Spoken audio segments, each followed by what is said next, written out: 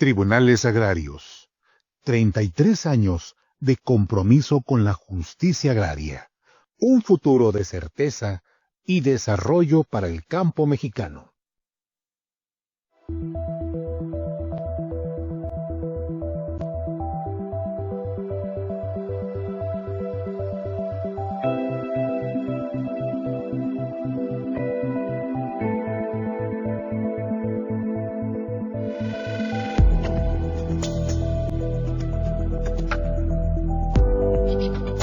Buenos días a todas y todos. Los tribunales agrarios, a través de la Escuela Judicial Agraria, les damos la más cordial bienvenida a nuestro programa Viernes de Derecho Agrario. A nombre de la magistrada presidenta del Tribunal Superior Agrario, la licenciada Claudia Dinora Velázquez González, agradecemos su presencia. En este inicio del segundo semestre de 2025, dedicaremos el mes de agosto al análisis del Código Nacional de Procedimientos Civiles y Familiares, por lo que el día de hoy presentaremos material que en 2023 se expuso por diferentes ponentes. Comenzaremos con el magistrado Yaupol Pérez Amaya Jiménez, que nos habló de los aspectos generales, programa realizado el 1 de septiembre de 2023 y que nos servirá para esta serie de análisis. Continuaremos con el maestro Ayakal Ashanti Segundo García, quien, dentro del análisis al Código Nacional de Procedimientos Civiles y Familiares, nos presenta las comunidades indígenas. Estos programas forman parte de la serie de análisis que durante el mes de agosto realizarán diferentes especialistas, dada la trascendencia del tema y el inicio y próxima entrada en vigor de este importante instrumento jurídico. Sin más, iniciamos nuestra transmisión. Buenos días, saludo a todas y a todos. Es un gusto darles la más cordial bienvenida al Viernes de Derecho Agrario, un programa creado y auspiciado por el Tribunal Superior Agrario. En este espacio de aprendizaje y crecimiento nos reunimos una vez más agradeciendo su participación constante y su dedicación en seguir perfeccionando sus conocimientos en el ámbito del derecho agrario. También quiero agradecer a los magistrados y al personal de los tribunales unitarios agrarios del interior de la República que nos acompañan, así como a las universidades. Sin más preámbulo, también agradezco al magistrado Yaupol Pérez Amaya por su participación el día de hoy y de quien me permito leer su reseña curricular. El magistrado Yaupol Pérez Amaya Jiménez es maestro en Derechos Humanos y Amparo, Ciencias Jurídicas y Derecho Civil, máster en Derecho Civil Familiar, licenciado en Derecho y especialista en Administración de Justicia en materia civil. Ha sido catedrático y conferenciante en la UAM, en la UNAM, en el IEG, la Unidad Académica Amecameca de la UAM, la UP, Campus Ciudad de México, Colegio Superior de Ciencias Jurídicas Humanitas, la Universidad Azteca, entre algunos otros. Se ha desempeñado como secretario proyectista de Juzgado de Primera Instancia, secretario proyectista de Juzgado de Primera Instancia, juez de primera instancia en materia civil y juez de proceso oral en materia civil dentro del Tribunal Superior de Justicia de la Ciudad de México. Actualmente ocupa el cargo de magistrado de la Séptima Sala Civil del Poder Judicial de la Ciudad de México.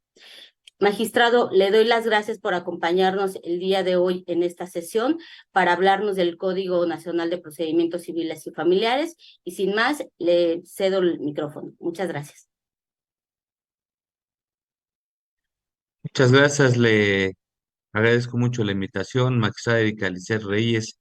Muchas gracias por haberme invitado a esta plática, más que una sesión de información de una sola persona. Me gustaría que fuera una plática, una conversación, intercambiar puntos de vista, la importancia que tiene precisamente este Código Nacional de Procedimientos Civiles por sí mismo, por las materias que abarca civil y familiar, que representa aproximadamente un 70% del trabajo de todos los tribunales, pero además todo lo que conlleva el hecho de la supletoriedad, que sea supletorio a leyes agrarias, a ley de amparo, a leyes administrativas, procesales, etcétera, etcétera. Entonces, estaremos hablando que irradia un gran campo del sistema de administración de justicia en el país. Es vasto el campo en el que va a traer como consecuencia, esperemos, una mejor administración de justicia. Esa es la idea de esta plática. Pues le agradezco mucho a la magistrada presidenta también del Tribunal Colegial, del Tribunal Agrario, mi amiga, la magistrada, no la veo, pero debe estar por ahí, Blanquita Zamudio, también le mando un abrazo, es consejera y juez aquí del Poder Judicial de la Ciudad de México. Entrando al tema entonces, vamos a ver, voy a presentar unas diapositivas para ir llevando punto a punto de cuál es la intención de este Código Nacional, unas generalidades, sus objetivos, y después trazaremos algunas cuestiones importantes de diferencia entre un sistema y otro sistema, entre el Código Federal de Procedimientos Civiles y el Código Nacional, que para ustedes será aplicable el Código Federal. La realidad es que el Código Federal era una de las legislaciones que menos reformas tuvo durante todo el tiempo de su vigencia. Digo, todavía existe, todavía está, pero ya tiende a su desaparición. En 4 años ya va a dejar de existir o va a ir dejando de existir en la medida en que nos vayamos adhiriendo a la aplicación de este Código Nacional. Me pondré la presentación de la diapositiva.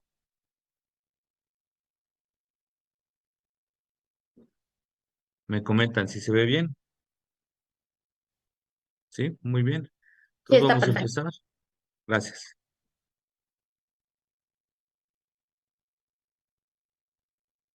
Primero, lo que se buscó a través del Código Nacional de Procedimientos Civiles y Familiares es precisamente homologar los procedimientos, contar con un procedimiento similar, parecido en el Estado de México, en la Ciudad de México, en Chiapas, Oaxaca, Durango, en todos estos estados que se tuviera una sola forma de llevar un procedimiento en materia civil y familiar. Me parece que en materia civil eran muy similares los sistemas procesales, es decir, una demanda, contestación, dos, tres audiencias de juicio y el dictado de la sentencia y su ejecución. No habría tantas diferencias entre un sistema y otro de otros estados en materia civil, pero donde nos percatábamos que existía una gran diferencia de sistemas era en la materia familiar. Cada estado llevaba totalmente sistemas procesales familiares distintos. Algunos el divorcio lo decretaban al inicio del procedimiento, otros cuando tenían a las dos personas ahí presentes, otros hasta el dictado de la sentencia definitiva. Había códigos que se reformaban para el efecto de seguir a los tratados internacionales con relación al derecho de las personas para no mantenerse en matrimonio si no era su deseo y que no necesitaban una sentencia definitiva para hacerlo. Y había tribunales o estados que no seguían esa secuencia y entonces los jueces se tenían que apegar a sus juicios ordinarios en materia familiar. Otro de los grandes temas es tratar de unificar precisamente, por ejemplo, la interdicción, que en la actualidad ya es inaplicable, es violatorio de derechos humanos. Se habla de mecanismos de apoyo, medidas de apoyo, pero ya no la interdicción. Pero sin embargo, había estados que todavía tenían la interdicción en su sistema procesal y había jueces que estaban convencidos de la interdicción y seguían aplicando. Ahora, conforme al Código Nacional, desaparece esta situación de la interdicción. Y así podemos platicar un sinfín de número de vías y de procedimientos que daba lugar a que en un lugar pudiese existir mejores procesos y en otro un poquito más detenidos en las materias. En materia civil podríamos platicar, algunos las conocerán, los juicios de apego y deslinde, en materia de arrendamiento, en la de materia de arrendamiento, del juicio de desahucio. Todavía existía juicios de desahucio en algunos estados, en la Ciudad de México ya no existe desde hace muchos años. Entonces, había muchas diferencias. Ahora solamente va a ser las vías en materia nacional que determina este código. Solamente las vías que establecen materia civil y familiar, tratando de unificar para darle seguridad jurídica a las personas. El segundo punto era precisamente, si todos nos ponemos de acuerdo, si todos trabajamos bajo determinadas vías, bueno, vamos a buscar que estos sean prontos, sean rápidos los procedimientos y sean uniformes, como lo habíamos dicho. La homologación trae como consecuencia uniformidad y expeditez, que seamos más rápidos. No es lo mismo estar aprendiendo para los abogados litigantes varias vías, varios procedimientos, varias formas de actuar entre un estado y otro, que de repente volverse expertos en determinadas vías. Y esto, si nos damos cuenta, va a ayudar mucho a los tribunales agrarios, a los tribunales administrativos y a los tribunales constitucionales de la aplicación de la ley de amparo. Porque el Código Federal, ojalá pudiéramos intercambiar algunos puntos de vista, si sí o si no, pero me parece que ya estaba muy, no tenía los avances necesarios para poder determinar que era un buen Código Federal de Procedimientos Civiles. No tenía muchas vías importantes, su regulación era totalmente escrita, por ejemplo. El Tribunal Agrario, por lo que yo entiendo, ya lleva audiencias orales y sin embargo se le aplicaban supletoriamente un Código Federal eminentemente escrito, totalmente escrito, eh, dificultaba y teníamos que aplicar los principios de las herramientas tecnológicas en los procedimientos, ¿sí? Como el hecho de la razonabilidad, la igualdad, la equiparación funcional, y entonces podíamos hacer notificaciones vía electrónica, pues sí, pero el Código Federal no nos daba la pauta, no nos daba las bases. ¿Por qué? Porque era todo que el actuario anduviera tocando puertas, buscando a las personas para notificarlas. Ahora lo vamos a platicar. El Código Nacional contempla la mayoría de las herramientas para el efecto de llevar a cabo notificaciones dentro del procedimiento y una vez que concluye el juicio con la sentencia, las notificaciones que prevalecen son a través de herramientas tecnológicas, correos electrónicos, WhatsApp, mensajes SM, SMS, y lo último sería una notificación presencial en el domicilio, pero sería la excepción y también contempla que la excepción de una audiencia escrita es eso, una excepción. La regla general es que van a ser videograbadas a través de videograbación, aplicando la oralidad y ojalá sea a distancia. Entonces, empezamos a hablar de los expedientes digitales. Eh, Me parece, también por ahí escuché que los tribunales agrarios también empiezan ya a digitalizar sus expedientes.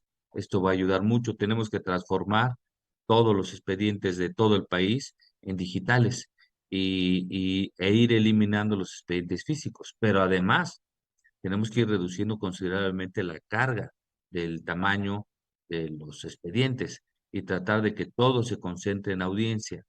Hay un principio muy importante en audiencias, es todo, en juicios orales, todo dentro de audiencia, nada fuera de audiencia.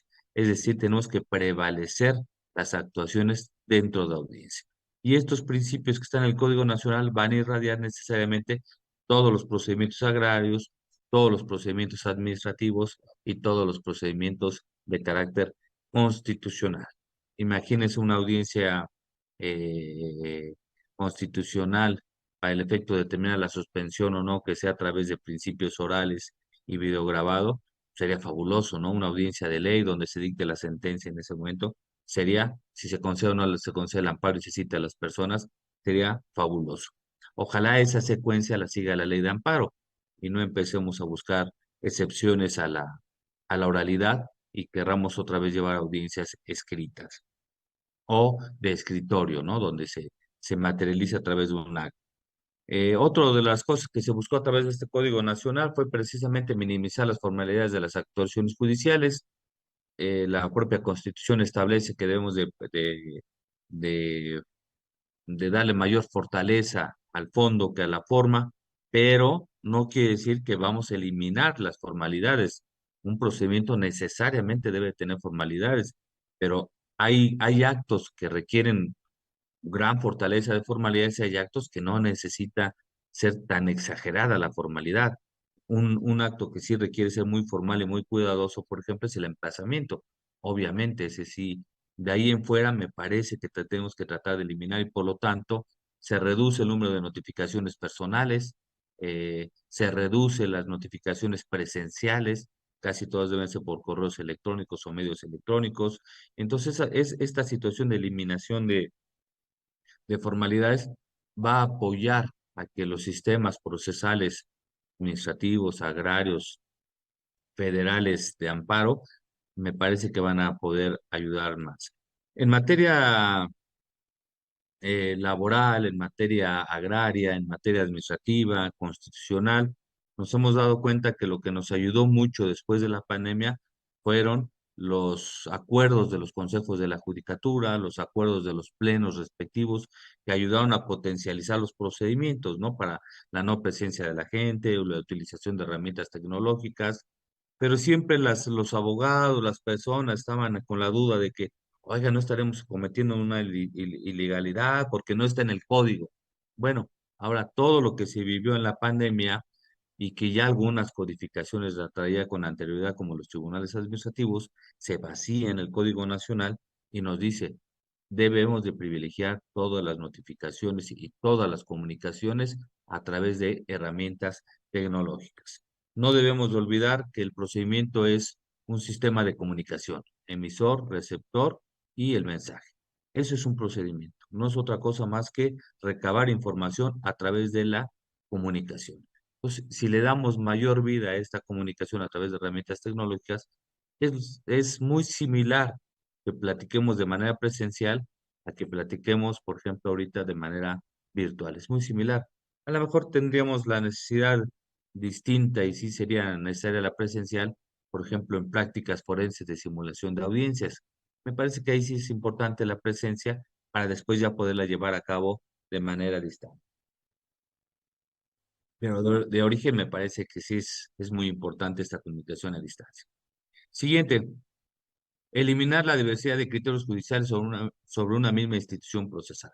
Si tenemos una sola forma de notificar, si tenemos una forma de emplazar, si tenemos una forma de abrir y cerrar audiencias, si tenemos una misma forma de cómo se tramita la excepción de conexidad, litispendencia, cosa juzgada, las incompetencias declinatoria, inhibitoria, si solamente hay una forma de tramitarlas y no 32 formas de hacerlo en cada estado y la materia federal, me parece que entonces necesariamente eliminamos tanta diversidad de criterios de cada punto de vista y las minimizamos al mínimo.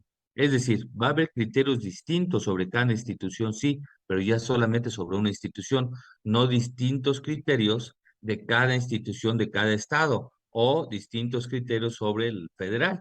Y esto va a traer como consecuencia con posterioridad que si esos criterios son distintos, pero son sobre una sola institución, va a llegar al Poder Judicial Federal a través del juicio de amparo y a través de sus precedentes, entonces va a empezar a definir sobre esa misma institución. Entonces, ¿qué va a generar esto? Mayor seguridad jurídica, porque una decisión de un colegiado, una decisión de la Suprema Corte de Justicia en salas o en pleno, va a irradiar el sistema procesal de todo el país. Ya no va a decir para el estado de Nuevo León, para el estado de Baja California, para la Ciudad de México, no, ya va a ser para todo el país porque es una institución aplicable de manera nacional.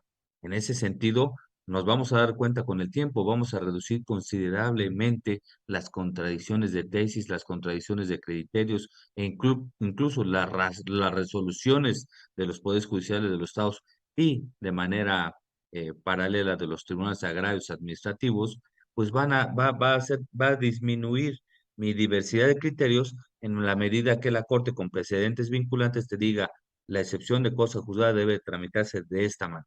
La excepción de conexidad debe ser de esta manera. Tu notificación personal vía correo electrónica es correcta por esto, por esto, por esto. Es decir, vamos a ir poco a poco con el paso del tiempo, cercando las decisiones de los tribunales a través de los precedentes. Y este es de los puntos posiblemente más importantes desde mi punto de vista de este Código Nacional. Será un código perfectible, claro, obviamente, pero el hecho de que ya sea materia de análisis de la Corte, una sola institución, un solo procedimiento, solamente la vía especial hipotecaria oral en todo el país y no distintos juicios hipotecarios de cada estado, le va a dar mayor seguridad jurídica. ¿Y a quién le va a dar seguridad jurídica? Pues necesariamente a los justiciables, porque también cuando platico con las personas, siempre les digo, a ver, este Código Nacional me parece que no está creado, no está generado para las juzgadoras, los órganos que juzgan. No está ni para magistradas, ni para magistrados, juezas, jueces, ministras, ministros. No está hecho para ellos. No está hecho para los abogados litigantes, que es sobre los que recae la mayor carga de este Código Nacional, ¿eh? Ellos son los que tienen el mayor peso de llevar a buen puerto ese Código Nacional. No, este Código Nacional está creado para los ciudadanos, para que los ciudadanos entiendan y comprendan qué está sucediendo en las audiencias. Eh, a lo lejos, creo que en materia agraria no tenemos este problema. Tengo buena información con relación a que las personas que se acercan por un conflicto en materia agraria se comunican muy hábilmente, con muy buena, el mensaje es muy bien entendido y comprendido por los justiciables, porque ustedes saben perfectamente que muchos son de núcleos campesinos, son ejidatarios, algunos gente humilde, algunas gentes no, no lo sé. Bueno, humilde sí, pero económicamente no sé qué tanto se maneja o qué tantos tierras, no necesariamente uno conlleva al otro, pero sí es una comunicación un cuanto tanto de que tenemos que bajar el nivel de tecnicismo. Entonces, en agrario creo que no tenemos ese problema. Entonces, vamos a aplicar precisamente muy bien el principio de oralidad que después vamos a ver. Además de evitar en la medida de lo posible la diversidad de criterios, también se debe, y este es uno de los puntos también orales para el éxito de este Código Nacional, establecer políticas públicas para mejorar de manera transversal la administración de impartición de justicia en materia civil y familiar, y implementar buenas prácticas de las personas, de los órganos jurisdiccionales. El Código Nacional se debe de convertir en una política pública de gobierno. Por sí solo el Código Nacional no va a ayudar. Tiene que haber una política pública de aquí en adelante y no lo he visto, no lo he visto, y ustedes lo han visto, me lo comentan por favor, que las universidades públicas y privadas estén cambiando su tira de materias. No lo veo, no he visto ni una sola universidad que ya se ajuste al Código Nacional porque su sistema de impartición de clases se sigue ciñendo simplemente a lo que teníamos en los códigos con anterioridad. Y cada universidad, la de la Oaxaca, Guerrero, se ceñía mucho a sus códigos estatales, locales, y buscando un profesor local. Ahora todo va a ser a nivel nacional. Entonces, la Secretaría de Educación Pública tendría que estar viendo ahorita precisamente todo en el REBOE, tendría que estar analizando si ya se apegan a la oralidad, si ya se apegan a las herramientas tecnológicas, si ya se apegan a la ejecución a través de audiencias de aveniencia, si ya se apegan a los principios. Tenemos un cambio que posiblemente no hemos nosotros dimensionado de variar poco a poco, estamos variando y la Corte empezó con su sistema de precedentes.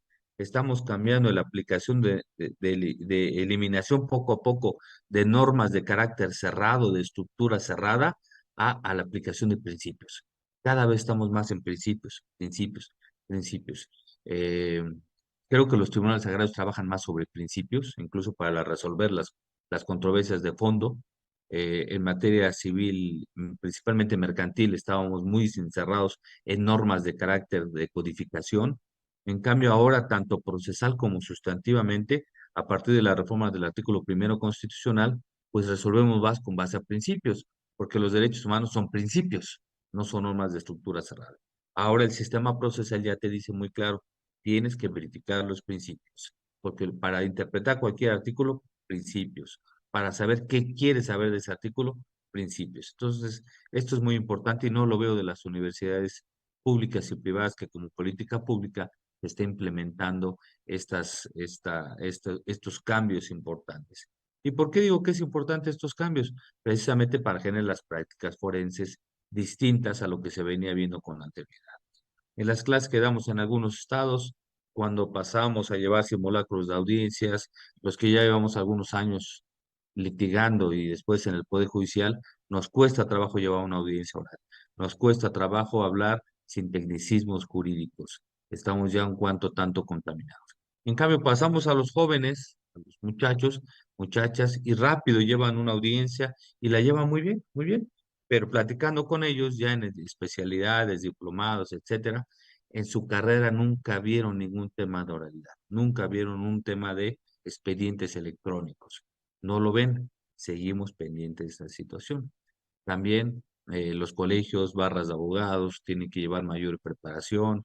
Es muy importante que la impartición, la preparación, la capacitación, tengamos cierta hegemonía. Yo sé que es imposible, es muy difícil, pero sí debe de haber una ideología entendida de este Código Nacional y no que empiecen a surgir escuelitas o algunos ya sacan su Código Nacional comentado con un parrafito sin entender ni comprender qué dice el artículo, pero ya lo sacaron y ya lo están vendiendo. Entonces empezamos otra vez a la diversificación como pasó en materia penal, ¿no? Un sinfín de sistemas de interpretación que lo único que afectan es este Código Nacional. Yo creo que aquí la Secretaría de Gobernación tendría que establecer muy claro la política pública de la ideología de este Código Nacional y los órganos que capaciten a todos los estados, tanto a los abogados, al Poder Judicial y el cambio de sistemas en las universidades. Esto me parece que va a ser muy importante. Otro vamos a ver ahora las generalidades del Código de Nacional, en general, ¿qué es lo que ve? Bueno, se previenen ya los ajustes al procedimiento para personas que se encuentren en alguna situación de vulnerabilidad. Esto ya lo llevamos a cabo. Recordemos que no es necesario que un código nos diga que tenemos que llevar a cabo ajustes al procedimiento. Esto ya está contemplado en tratados internacionales, pero sin embargo seguimos encontrando personas que necesitan un artículo para poder resolver una figura jurídica. Si no está en un artículo del Código Civil, del Código Agrario, del Código lo que sea, no quieren, les cuesta trabajo. Y el único ajuste al procedimiento, pues la verdad es que solamente es una simulación. Decimos que hay un ajuste al procedimiento, pero no lo llevamos a cabo. Como cuando se concede un amparo diciendo que había violación de derechos humanos, pero nada más sustituimos la palabra de garantías individuales por derechos humanos, sin un método interpretativo más amplio de lo que son las garantías constitucionales o las garantías de derechos humanos. Además, también hablamos ya de apoyos extraordinarios y reconocimiento de capacidad jurídica de todas las personas en sustitución de la interdicción. Asimismo, se visibiliza la supletoriedad en torno al procedimiento de declaración de ausencia por desaparición. Este es un procedimiento muy importante, la declaración de ausencia.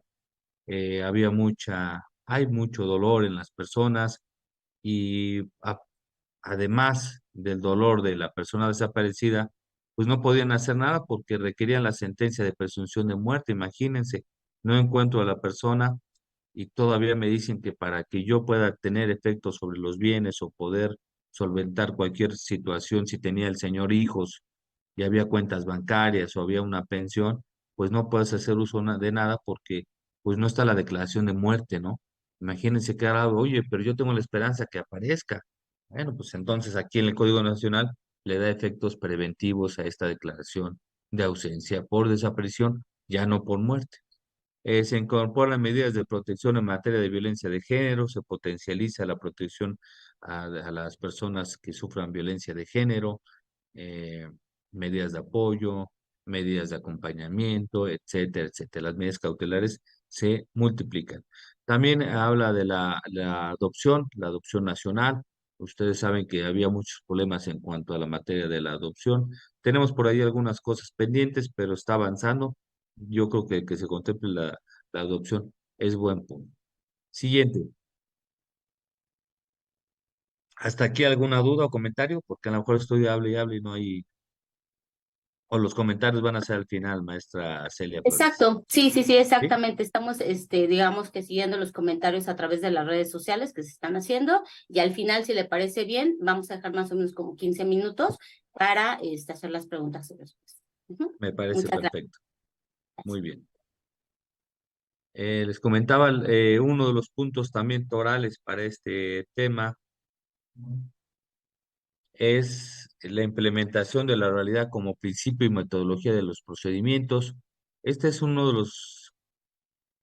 de los eh, temas que los poderes judiciales tenemos más problemas. Yo creo que en el tribunal agrario, los tribunales agrarios, no vamos a tener ese problema. porque sí se utiliza la oralidad en los tribunales agrarios como principio. ¿A qué me refiero que sea como principio y no solo como metodología? El principio de oralidad exige que en la comunicación los receptores de los mensajes entiendan y comprendan su contenido. En este caso, me parece que todas las personas que asisten a una audiencia en materia agraria necesariamente entienden y comprenden el mensaje que le están dando las magistradas y los magistrados agrarios. Ellos hacen un gran esfuerzo para poderse comunicar con ellos. No me explicaría una audiencia agraria con tecnicismos jurídicos, con leyendas jurídicas, con palabras sacramentales. Tiene que ser un lenguaje muy cotidiano, muy cotidiano. Y esto, como principio de una buena comunicación, lo que hace es potencializar y darle fortaleza a otros principios, como la inmediación. De nada serviría la inmediación, es decir, la presencia de la persona del órgano jurisdiccional en una audiencia si el justiciable no entendiera o no entienda lo que está sucediendo y simplemente voltea a ver a su abogado, a ver a qué hora le explica qué está sucediendo, ¿no? No tiene sentido entonces llevar audiencias orales, ¿sí? Solamente lo ocupa como metodología de llevar las etapas de las audiencias a través del uso de la palabra. Eso no es un principio, es una buena metodología porque sí acelera las audiencias, acelera el procedimiento, no es lo mismo estarlo transcribiendo en actas que estar videograbando y estarnos comunicando ahí de viva voz. Pero si utilizamos palabras técnicas sin aplicación o en contravención del principio de oralidad, pues los justiciables no entenderían y comprenderían lo que sucede en las audiencias. Este principio es de vital importancia. No creo que tenga que meterme más a este tema porque en agrario son expertos en esta cuestión de no utilización de artículos, no utilización de tecnicismos jurídicos, no utilización de leyendas jurídicas sacramentales que los ejidatarios y los campesinos no pueden entender y comprender. No lo imaginaría una audiencia así y no creo que suceda así. Siguiente tema, aprovechamiento de las tecnologías de la información en los procedimientos. Esto ya lo habíamos platicado. Las herramientas tecnológicas son vitales para un sistema procesal en la actualidad. No podríamos entender un procedimiento sin herramientas tecnológicas. En antaño, yo me acuerdo cuando entré al tribunal, nuestra única herramienta, y no sé si era tecnológica o solamente era mecánica, pues era precisamente las máquinas de escribir, ¿no? Que eran precisamente mecánicas, ¿no? A través de teclas. Y así hacíamos el escrito, lo íbamos y lo presentamos a una oficina de partes, le ponían un sello, lo recibían y lo pasaban al tránsito interno del órgano jurisdiccional para emitir el acuerdo. ¿Qué tanto hemos avanzado de aquellos años 80, 90 a la fecha? Lo único que ha cambiado que en lugar de teclado mecánico, ahora utilizamos teclado electrónico, pero es lo mismo. Las computadoras, hasta apenas ahora, hace algunos años, ya las utilizamos para otras cosas.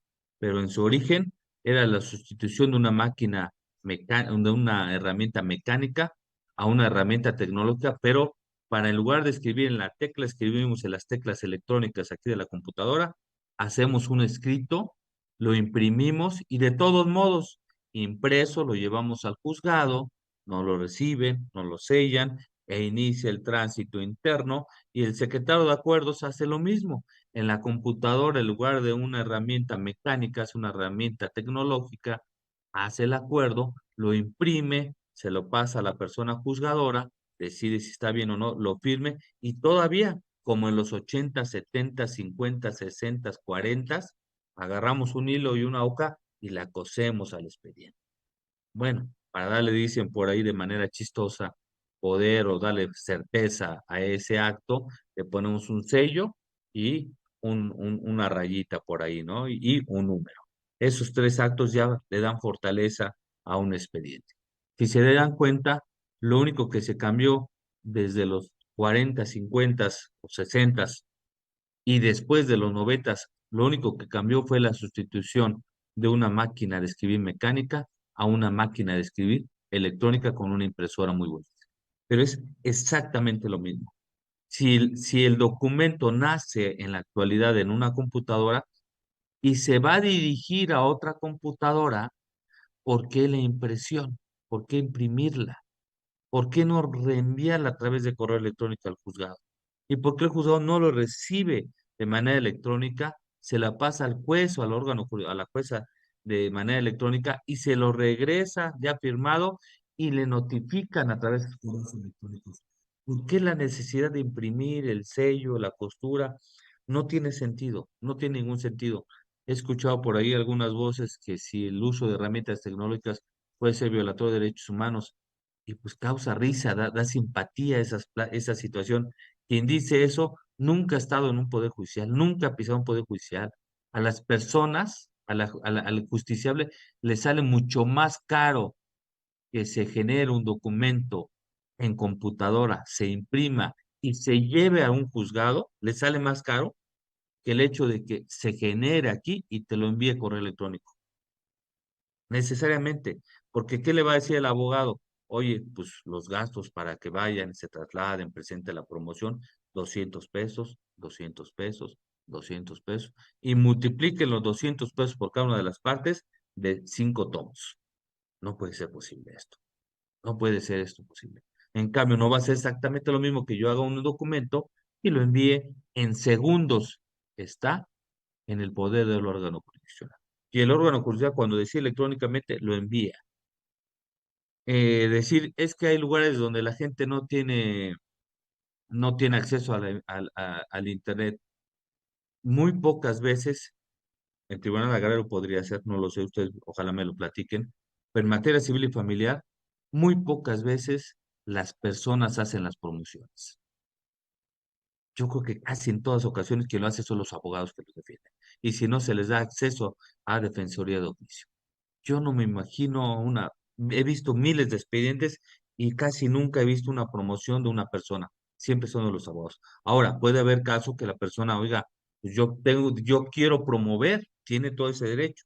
Ah, bueno, en el Tribunal Superior de Justicia estamos pensando en poner kioscos donde existan computadoras y nada más le pongan su número de expediente y ahí ellos puedan promover de manera directa y le llega al secretario de acuerdos para no negarle el acceso a la justicia. Es decir, no buscar pretextos para la utilización de las herramientas tecnológicas.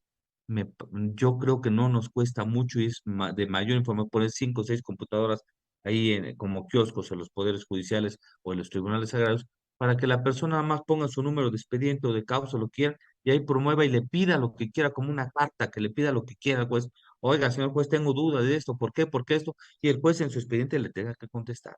¿Sí me explico? Y si vemos que no está siendo bien asesorado, pues inmediatamente el apoyo jurídico a la persona, porque puede ser que supuestamente esté asesorado jurídicamente por un abogado, pero el abogado ni le habla, ni le informa, ni le dice nada, y está siendo mal asesorado, mal apoyado jurídicamente. Entonces, todo esto incluso dará mayor transparencia. El siguiente tema que también tiene este Código Nacional es que favorece considerablemente los medios alternativos de solución de controversias, siempre apegado y a la expectativa de lo que suceda en la Ley General de Métodos Alternativos de Solución de Conflictos. Aquí vamos a ver cómo se privilegia considerablemente los medios alternativos para la solución de controversias. En todo momento se busca la solución alternativa de un conflicto. Se establecen en audiencias preliminares la etapa de conciliación o mediación y en audiencias de juicio donde no hay preliminares, también métodos alternativos de solución. Y algo muy importante que contiene este Código Nacional, la posibilidad de llevar convenios, métodos alternativos de solución de conflictos en ejecución de sentencia. Por muchos años se pensaba, ya está dictada la sentencia, ya es cosa juzgada, ya no se puede variar, es inmutable, salvo los casos específicos que marcaban cada código. Ahora, en la actualidad, es que no deja de ser un derecho sustantivo una sentencia, al igual que un derecho sustantivo de un contrato. Un contrato es un derecho sustantivo como acreedor o como deudor recíproco a la vez. Lo mismo en este caso de una sentencia. Yo tengo el derecho a que me pagues, el otro tiene el derecho a el deber de pagarme. Puedo convenir la forma, términos y condiciones. Puedo reducir la condena. ¿Sí? Lo que me parece que no podría dejar el juez es aumentarla, pero bueno, dependerá cada caso concreto, Si ya pasaron tantos años y hay un convenio, pues llamar, platicar con ellos y le llamamos audiencias de aveniencia, donde las partes se presentan, pueden negociar el cumplimiento voluntario de la sentencia, la modificación de la sentencia mientras no sea el núcleo esencial y convenir las formas, términos de su cumplimiento voluntario de la sentencia. Entonces, se potencializa esta aplicación de medios alternativos de solución de las controversias. Otro de los procedimientos novedosos viene de Puebla, este juicio oral sumario, donde la persona, en determinados casos que los consejos de la judicatura lo estimen necesario, la persona dice que tiene un conflicto con un vecino, que tiene un conflicto con otra persona, lo que hace el juez es citarlos a los dos a una audiencia. En esa audiencia se fija la etapa postulatoria, por qué le demando y los hechos en que me baso. La otra parte contesta. Si hay pruebas y en ese momento traen sus testigos, ese mismo día el juez desahoga los factores probatorios y les dicta sentencia definitiva. Es un juicio sumario oral o familiar o del que civil que quieran, que va a ser muy fructífero. Claro, en casos muy específicos donde se pueda solucionar el problema a través de una sola audiencia videograbada y en oralidad. Lo que en antaño era los juicios orales de cuantías menores, si alguien recordará en los poderes judiciales, que así se llevan a cabo. El problema de esos juicios orales sumarios de los 60, de los 70, de los 80, es que no quedaba nada materializado, solamente no alberta los puntos resolutivos y llegaron los amparos por 14 y 16 constitucional con relación a que tenía que obrar un expediente. Bueno, ahora no tenemos ese problema, esos juicios orales sumarios, desde su inicio, desde la parte postulatoria, se lleva a cabo su videograbación que tendrá pleno valor probatorio y algo muy importante, eh, que los tribunales colegiados en los amparos no van a poder, les rogamos, si ahí por conocen a un magistrado federal o algo y se los hemos dicho, que no pidan reproducción escrita de lo sucedido en audiencias, como lo hacen desgraciada y tristemente bajo pretextos nada más legales, que piden que se transcriba lo sucedido en audiencias por escrito. Es algo, no saben cómo están destruyendo todo el sistema oral. Claro, con pretexto de que el artículo dice que debe ser por escrito. ¿Dónde está la equivalencia funcional de lo que digo a lo que escribo? Pues mientras tú sepas qué estoy diciendo, ya no sé si sea una cuestión de apego a la Constitución o apego a la escritura o de no quiero ver el video, prefiero que tú me digas en una línea que dijiste. No lo sé, no lo entiendo, no entiendo yo esa situación. Y yo sé que puedo decir la Constitución, el artículo dice, hay equivalencias funcionales de la palabra escrita y de la palabra oral. No hay razón alguna, de verdad, no hay razón alguna para destruir todo un sistema pidiendo transcripciones de audiencia.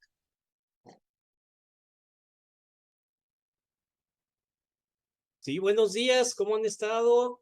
Pues les damos la bienvenida a un programa más de difusión de viernes de Derecho Agrario.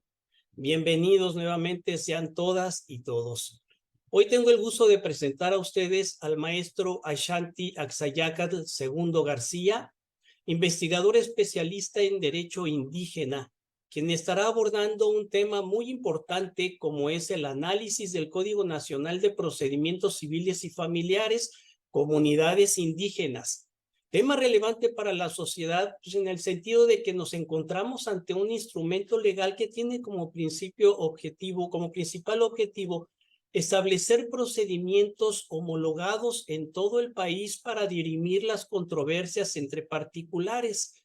Por tal razón, es preciso analizar el presente código en cuestiones donde las partes sean personas que pertenezcan a pueblos y comunidades indígenas y afromexicanas, así como demás grupos sociales en situación de vulnerabilidad.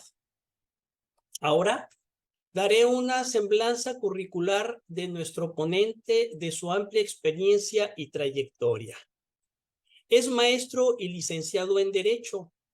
Realizó estudios de posgrado en Ciencias Jurídicas, especialista en Derechos Humanos. Es fundador y coordinador del Seminario Permanente de Investigación Doctoral de la Unidad de Posgrado de la Facultad de Derecho de la Universidad Nacional Autónoma de México. Se ha dedicado a la investigación respecto a las líneas de epistemología jurídica indígena, sistemas normativos internos, entre algunos otros. Ha publicado diversos artículos de divulgación en relación al derecho indígena, acceso a la justicia y derechos de los pueblos originarios, comunidades indígenas y afromexicanas. Ha participado como ponente en diversos coloquios, congresos y simposios nacionales e internacionales.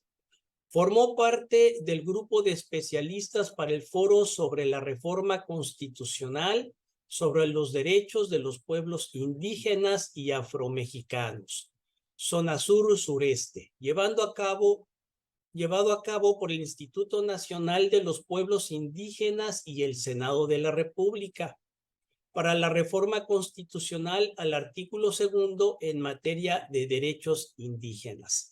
Y pues actualmente es investigador especialista en derecho indígena. Maestro Ashanti, pues le agradecemos su presencia y sobre todo por su vasta experiencia, su corta edad, se ve usted muy joven, pero realmente sí se ve de acuerdo, solamente fue una semblanza curricular, de verdad agradecemos muchísimo que nos esté acompañando, y pues le cedemos el uso de la palabra, maestro. Muchas gracias. Estoy enormemente contento de estar aquí. Agradezco enormemente a la directora, la doctora Rosalba Velázquez Peñarrieta, al magistrado quien modera esta sesión, el maestro Rafael Rodríguez Rodríguez, quien nos acompaña, a la magistrada, la maestra Erika Lisset Reyes Morales, y a la magistrada presidenta del Tribunal Superior Agrario, la licenciada Maribel Concepción Méndez de Lara, así como los demás organizadores del Centro de Estudios de Justicia Agraria, doctor Sergio García Ramírez. Voy entonces a compartir pantalla. Por favor, indíqueme si se ve, magistrado. Sí, adelante, maestro. Excelente. Bien, vamos a hablar un poco, ¿sí?, sobre este nuevo Código Nacional de Procedimientos Civiles y Familiares, pero lo vamos a hacer en torno a un análisis de la interculturalidad e interlegalidad de los pueblos y las comunidades indígenas.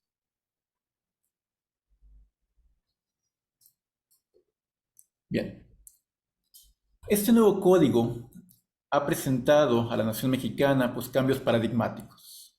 La primera es la homologación de la diversidad legislativa procesal hacia un modelo único. Una de las principales características de la crítica sobre los modelos de homologación es que se comen pues la diversidad implícita normativa que existe en los territorios, en los países, ¿no? Entonces tendríamos que hacer un primer acercamiento desde esta perspectiva, desde esta crítica de la homologación, ¿no? A veces homologar no nos permite entender las dinámicas específicas culturales de ciertas regiones. No obstante, el código pues hace unas apreciaciones de principios generales, procesales, ¿no?, para atender las circunstancias indígenas de México. También se prioriza la resolución de fondo del conflicto sobre las formalidades procesales, como se había visto en la sesión anterior con la exministra Olga, ¿no?, que había señalado pues el fondo sobre la forma. De igual forma, el código presenta un enfoque social respecto a las inequidades de las personas más marginadas, que se adscribe pues a los nuevos procesos del derecho mexicano sobre el derecho latinoamericano, como lo vamos a ver más adelante. Se hace un aprovechamiento de las herramientas tecnológicas, ¿sí? Hay un capítulo dedicado a la justicia digital que establece, ¿no?, pues, procedimientos específicos para el uso de las tecnologías, donde también se integra el metaverso. De igual forma, se hace un uso auxiliar de la justicia alternativa para la reducción o la saturación de los sistemas de impartición de justicia en su rama civil y familiar.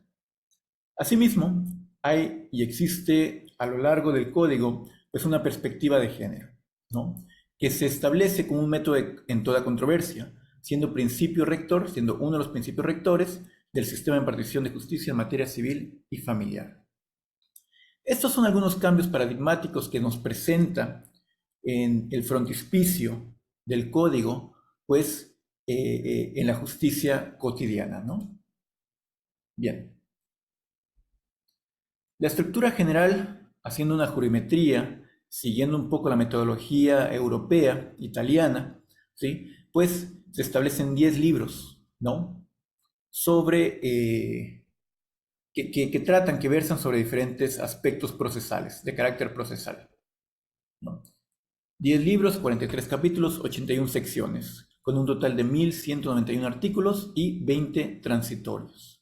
Se observa, dentro de este análisis jurimétrico, que el libro 2, el procedimiento oral, civil y familiar, consta de la mayoría de los artículos, así como el libro 9 y el libro 5 de los juicios universales y de la sentencia, vía de apremio y de ejecución.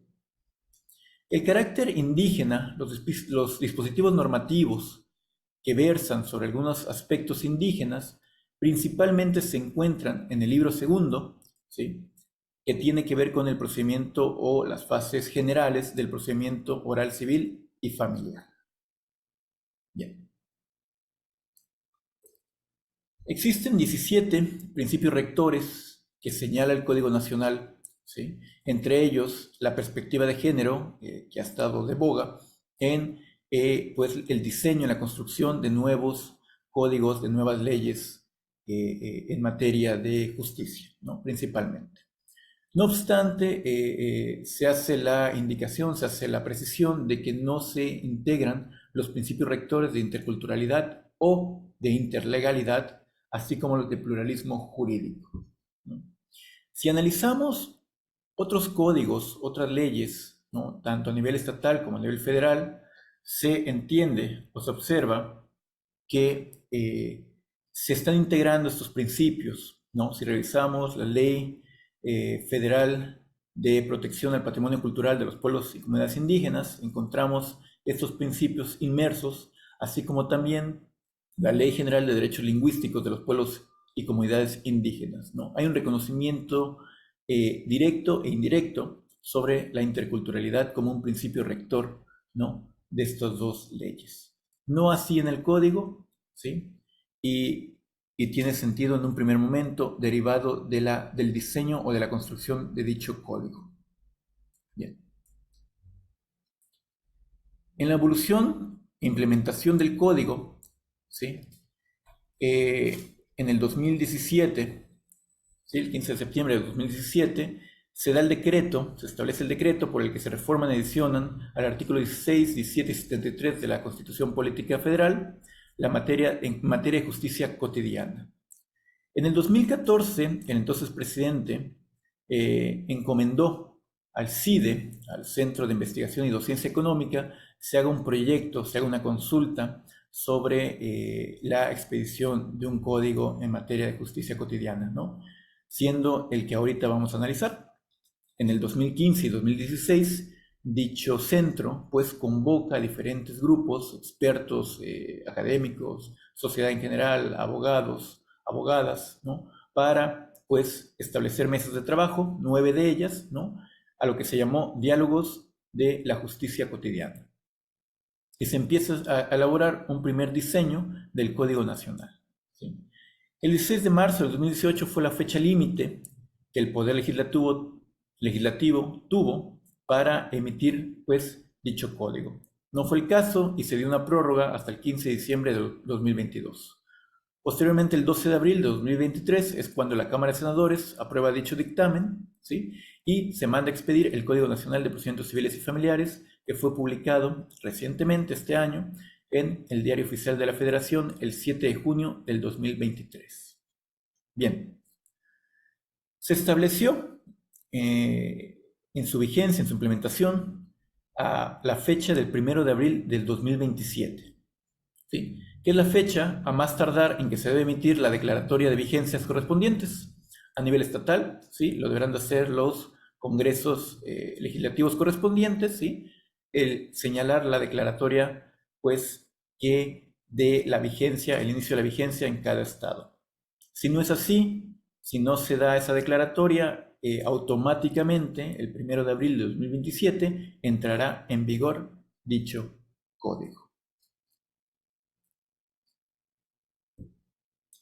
Aquí vemos algo curioso de la promulgación del decreto, es que se establece desde el principio una nota sobre la entrada en vigor y aplicación gradual del código, ¿no? Señalando precisamente lo que acabo de comentar, es decir, que no podrá exceder la fecha del 1 de abril del 2027, ¿sí?, para que se dé la declaratoria o para que inicie su vigencia de forma automática si no existiesen dichas declaratorias. La entrada en vigor será automática en todo el territorio nacional sin que la misma pueda exceder, pues, la fecha del 1 de abril del 2027. Nos da un margen de aproximadamente 4 años para la implementación, para la capacitación, para la actualización, ¿sí?, de la sociedad mexicana en atender, pues, este nuevo Código Nacional Procesal.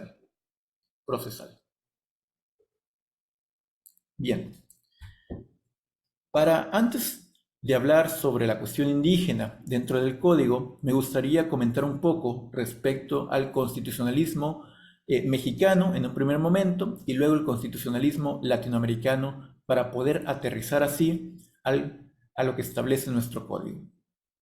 Es muy común los términos de pueblos indígenas, término que viene del informe Cobó, ¿sí?, de la Organización de las Naciones Unidas, ¿sí?, que se retoma, es un documento que data de 1979, ¿sí?, donde se establece el término de pueblo originario o de pueblo indígena, y que lo retoma México posteriormente en el 2001, ¿sí?, en la reforma al artículo 2 constitucional, cuando se transfiere el contenido indígena del artículo 4 al artículo 2 constitucional, ¿sí?, donde se genera o donde se incluye, pues, este concepto de pueblos indígenas y a la vez el de comunidades indígenas. La misma Constitución da una definición del qué se debe entender por pueblo indígena y de qué se debe entender por comunidades indígenas. El elemento principal es un elemento histórico, ¿sí? Los pueblos indígenas son aquellos descendientes de las poblaciones precolombinas y las comunidades indígenas son aquellas que forman una unidad social, económica y cultural asentada en un territorio y que reconocen autoridades propias de acuerdo con sus usos y costumbres. Me gustaría también retomar este punto de usos y costumbres, ¿sí?, este término muy conocido dentro del gremio de juristas, ¿sí?, que ha sido sujeto de una crítica por parte de las comunidades indígenas, el uso de estos términos, de usos y costumbres.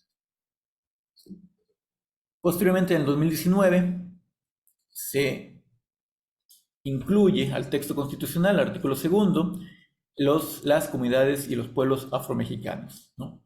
No nos dan como tal una definición en la Constitución, pero se incorpora ya al sistema jurídico mexicano el reconocimiento de dichas comunidades afromexicanas. Bien, se habla mucho de los pueblos indígenas, de las comunidades indígenas y de las comunidades afromexicanas, pero no se habla de las comunidades equiparables, ¿sí? No obstante que existen desde el texto constitucional, desde el 2001, ¿sí?, y que en la actualidad, en un término sociológico, desde un realismo jurídico, ¿sí?, pues son comunidades que no pertenecen al espectro étnico mexicano o latinoamericano, ¿sí?, pero que se asientan en el territorio mexicano. Un caso paradigmático, ejemplar, son el de los menonitas, ¿no?, una población europea que se traslada a Canadá, posteriormente ingresa a Chihuahua y Sonora y Durango, ¿sí?, y a partir de 2005-2007 se traslada a la península yucateca de México. Ellas son tan solo uno de la vastedad de comunidades equiparables que también tienen, pues, o son sujetos, mejor dicho, a los derechos indígenas contenidos en la Constitución. Estas comunidades equiparables, pues, ya estaban integrados en el texto constitucional del 2001. La interculturalidad, así, encuentra dos espectros, un espectro de carácter étnico y un espectro de carácter cultural, ¿sí? Bien, la interculturalidad no debe ser entendida únicamente desde el espectro étnico, sino también desde migrantes extranjeros, desde la comunidad LGBTQ+, personas con discapacidades, personas de la tercera edad, niños, niñas y adolescentes, y grupos religiosos. ¿Sí? Cuando se habla entonces de interculturalismo, ¿sí?, estaremos atendiendo un espectro étnico, que es el que vamos a hablar durante el recorrido de este código, el análisis de este código, y también desde un espectro cultural, ¿sí?, que tiene que ver con identidades identificables culturalmente y que no se comparten, que no se comparan con el grueso, con la hegemonía cultural mexicana. Bien. Algunos estados han reconocido desde sus propios nombramientos, como lo es la Constitución de Durango, a las comunidades equiparables, ¿no? Por ejemplo, en el artículo 5 establece que las personas integrantes de comunidades menonitas gozan de los derechos reconocidos por esta Constitución y tienen derecho a la protección y promoción de sus conocimientos tradicionales y su patrimonio cultural, artístico, material e inmaterial, ¿no? También dota esta Constitución estatal de Durango el derecho de los menonitas, en conjunto con los pueblos indígenas, a la autodeterminación. Esta autodeterminación, también reconocido como derecho humano a la libre determinación, que viene del Convenio 169 de la Organización Internacional del Trabajo, tiene que ver con el aspecto de la justicia común, comunitaria, que se integra en la competencia en materia civil y familiar, como vamos a ver más adelante. Recuerden que estoy haciendo un primer acercamiento al espectro étnico de lo que se debe de entender dentro del sistema jurídico mexicano como comunidades indígenas, pueblos indígenas, comunidades afromexicanas y comunidades equiparables, donde pongo yo el punto para análisis.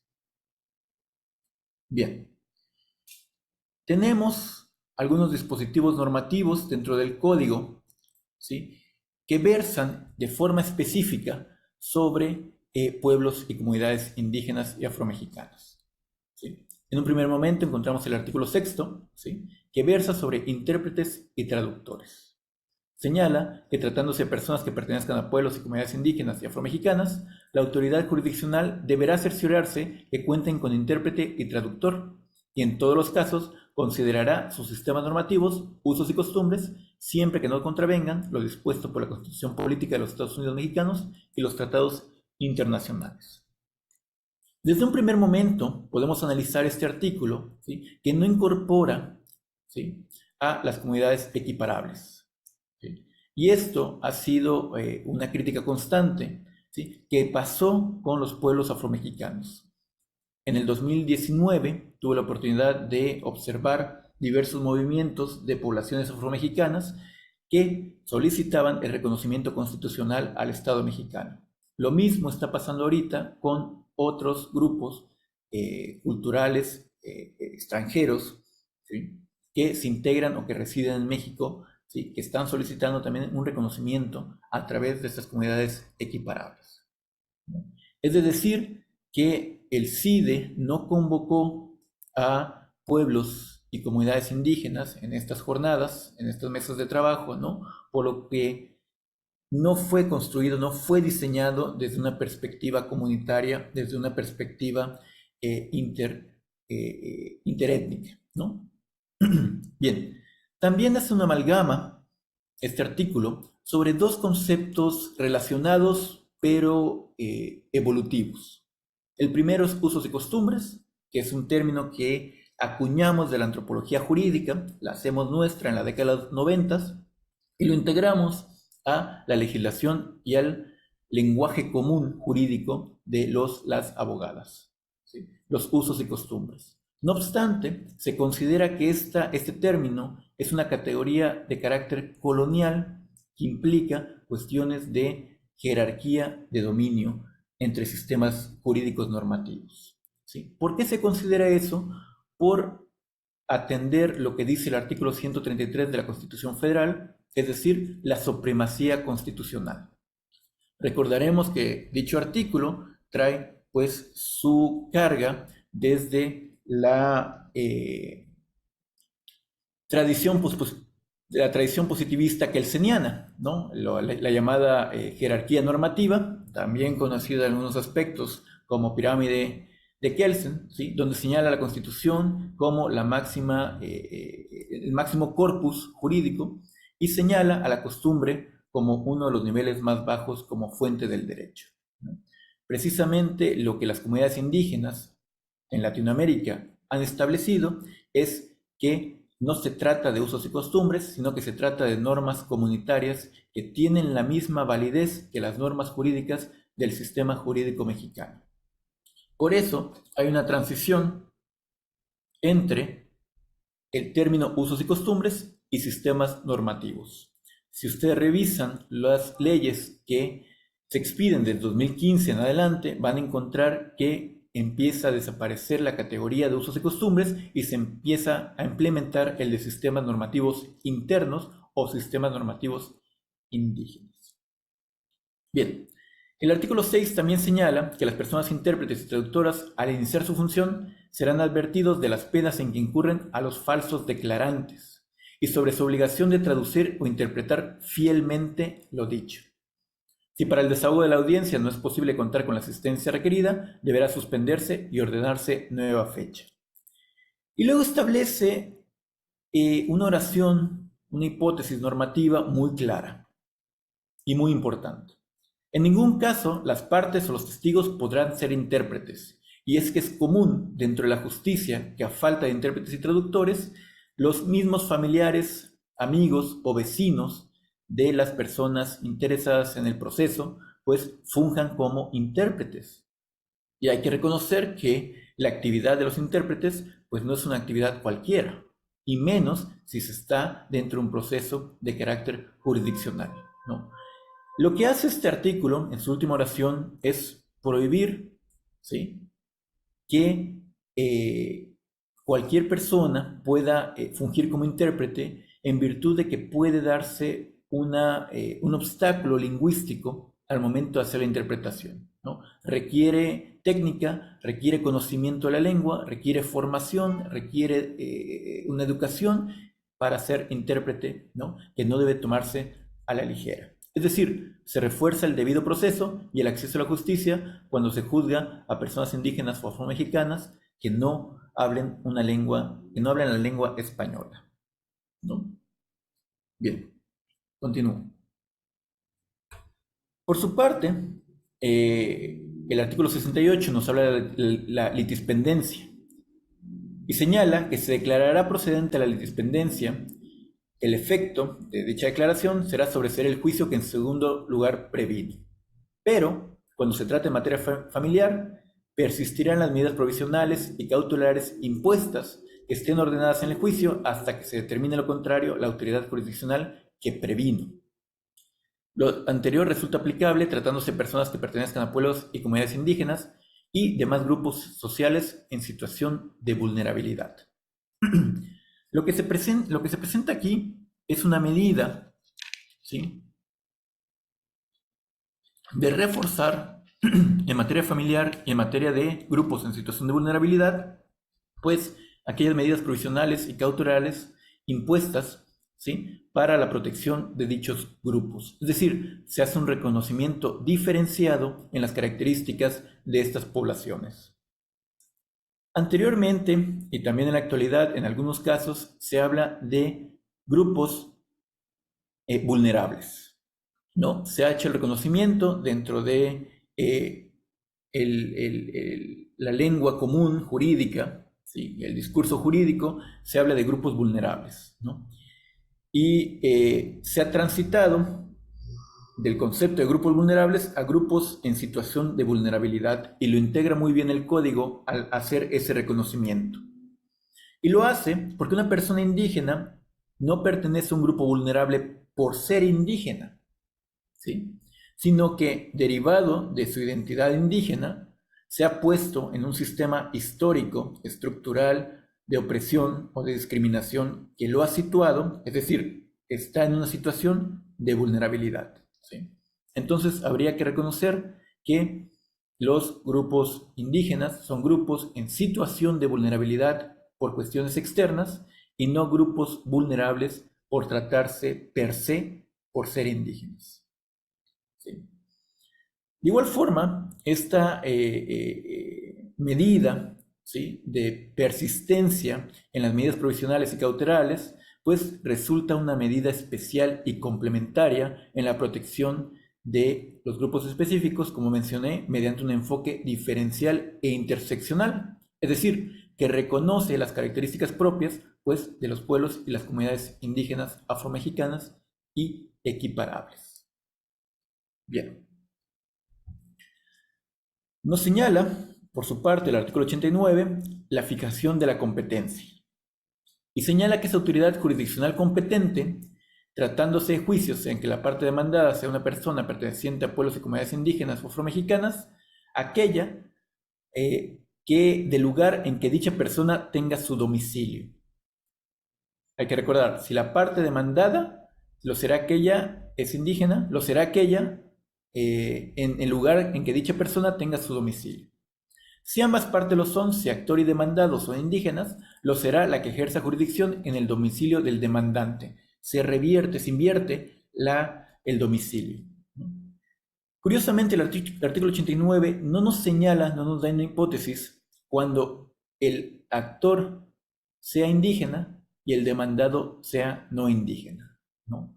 Nos prevé cuando el demandado es indígena y el actor no lo es, y nos prevé cuando el actor sea indígena y el demandado a la vez lo sea. Por regla común se ha establecido, para fijar la competencia, el domicilio de la parte demandada, ¿sí? No obstante, ¿sí? Si el actor demanda a una persona, si el actor indígena demanda a una persona no indígena, ¿sí? Tendríamos que atender, ¿sí? Las condiciones socioeconómicas, socioculturales también del actor, o sea, de la persona que está buscando la justicia, ¿sí? O que está pretendiendo, ¿sí? Hacer justicia. Esta es una consideración también que el Código Nacional de Procedimientos Civiles y Familiares pues no fija, ¿sí? Cuando el actor sea indígena y el demandado no lo sea. Bien. Esto es, este artículo 128 representa dentro del gremio de los que nos dedicamos a la investigación, al trabajo comunitario, a la justicia comunitaria, un hito, un paradigma sumamente importante que tiene que ver con la legitimación para comparecer en juicio. Dicho artículo señala que tienen legitimación en el procedimiento para comparecer en el juicio, en el caso de las personas de los pueblos y comunidades indígenas mexicanas, las propias autoridades, sus propias autoridades o las personas que designen con base en sus usos y costumbres. Encontramos así que no solamente los representantes legales o las partes tienen la legitimación para llegar al juicio, para comparecer al juicio, sino que también lo son las propias autoridades comunitarias. En México existe una gran diversidad de autoridades, ¿sí? De los pueblos y las comunidades indígenas. Encontramos a los jueces mayas, por ejemplo en Yucatán, a los jueces de conciliación en Campeche, a los jueces tradicionales en Quintana Roo. Encontramos a gobernadores como el Siriame en Chihuahua, al Banquilal o al Principal en Chiapas, al Cobanáhuac o gobernador en Sonora, a los cahuiteros o a los ancianos o al Consejo de Ancianos en Jalisco, a los totohuanes, los gobernadores o a los mayordomos de Jalisco, y en sí podemos encontrar en cada estado autoridades con nombramientos en sus propios idiomas, ¿sí? Que tienen la potestad y la legitimidad para comparecer en los juicios de los procedimientos orales, civiles y familiares. También encontramos autoridades no indígenas, o mejor dicho, autoridades desde la visión del Estado moderno, desde la concepción occidental, como los delegados y los subdelegados, ¿sí? Existen muchas comunidades que todavía atienden diversos asuntos, incluyendo también resolución de conflictos con los delegados y los subdelegados de sus comunidades. Y también autoridades agrarias, ¿sí? Como lo es el comisariado ejidal o los presidentes o representantes de las asambleas ejidales comunales o ejidales, ¿sí? Es decir, pero también podemos ir más allá, ¿sí? Ya que encontramos dentro de la cosmovisión, dentro de la cosmovivencia, mejor dicho, ¿sí? A sacerdotes, ¿sí? A parteras que ejercen actos de autoridad dentro de las comunidades que quizá no se entiendan de forma cartesiana, como lo entendemos nosotros, de forma clasificada en una tipología de estudios. Por ejemplo, en el derecho mexicano entendemos y diferenciamos el derecho laboral, el derecho civil, el derecho administrativo, el derecho agrario, el derecho penal, etc., ¿no? Pero las normas comunitarias no siempre están delimitadas como nosotros lo observamos. Encontramos en las normas comunitarias, ¿sí?, o en las normas indígenas, pues amalgamas, ¿sí?, de aspectos interseccionales o interdisciplinarios. Una norma como la roza, tumba y quema, que es una práctica agrícola, representa una norma comunitaria, ¿sí?, que tiene que ver con la familia, que tiene que ver con el medio ambiente, que tiene que ver con el respeto a algunos dioses, a algunas deidades, que tiene que ver con la sociedad, que tiene que ver con la justicia civil también, ¿sí?, porque se hace una petición de lluvias o se hace una petición del uso de los recursos del monte, ¿no? Es decir, en una sola práctica se establecen varias normas de forma coligadas, ¿sí? Y esto pues trae un nuevo paradigma al entender cómo estas autoridades comparecen a juicio, ¿sí?, o tienen la legitimación para comparecer al juicio, ¿no? Esto es un hito que no ha existido, no existía previamente en pues el derecho mexicano. Bien, continúo. Señala también que los expedientes que se integren en los juicios civiles y familiares se sujetarán a las siguientes reglas. Estamos en el artículo 137. Señala que las promociones a cargo de personas de los pueblos y comunidades indígenas y afromexicanas que se hicieren en su lengua o idioma original no necesitarán acompañarse de la traducción al español. La autoridad jurisdiccional de oficio designará persona autorizada a realizar la traducción correspondiente. Esto también es de suma importancia, porque esta regla no aplica para idiomas extranjeros, únicamente para idiomas indígenas, ¿sí? Bien, también implica un gran y profundo reto para la justicia mexicana. ¿Por qué? Porque hay idiomas indígenas, como lo es el mazateco chiflado, ¿sí?, que no tiene como tal un sistema escrito, ¿sí?, al respecto. Pero eso no debe implicar un obstáculo para que una persona que a través del chiflido se comunica, como lo es el mazateco chiflado, pueda acceder a la justicia en materia civil y en materia familiar, ¿sí? Y máxime cuando se implementan dispositivos tecnológicos, ¿sí?, para la justicia digital. En la fracción séptima señala que en los procedimientos en los que una o ambas partes sean indígenas y no supieran leer el idioma español, podrán designar a quien traduzca o conozca su lengua nativa. Resulta interesante la terminología, ¿sí?, de lengua nativa o lengua aborigen o lengua autóctona, ¿sí?, cuando también, así como el concepto de usos y costumbres, ¿sí?, se ha reconocido que no es un dialecto, ¿sí?, es una variante o existen variantes de las lenguas indígenas, ¿sí?, pero el término reconocido, el término decolonial, ¿sí?, es idioma indígena o lengua indígena. Continúo. Y la autoridad jurisdiccional realizará una versión sintetizada de los puntos esenciales de las actuaciones y de la sentencia dictada en dicha lengua, debiendo agregar constancias de que se cumplió con esta obligación en los autos. Aquí entonces se impone una obligación a las juzgadoras para agregar en constancias que se cumplió con la versión sintetizada de los puntos esenciales en las actuaciones y en la sentencia del juicio en dicha lengua.